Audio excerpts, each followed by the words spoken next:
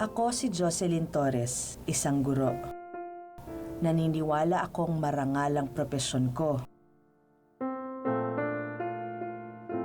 Kahit gaano pa ito kahirap.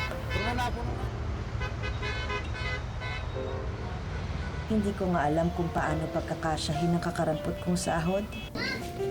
Kung minsan, gusto ko nang sumuko. Sa Biyernes na raw po huling bayad yan, ma. Kung di puputulan na daw po tayo. Saka ma, sinisingil na po tayo ni Aling Flor ng bayad sa upa. Ngunit paano ang pangarap kong baguhin ang buhay ng mga anak ko? Ang buhay ng mga estudyante ko? Paano na ang susunod na henerasyon na umaasa sa mga tulad kong guro? Sisimulan ko ngayong Mayo. Titiyakin kong mababantayan ang boto ng mga Pilipino. Titiyakin kong mabibilang ang isa kong boto.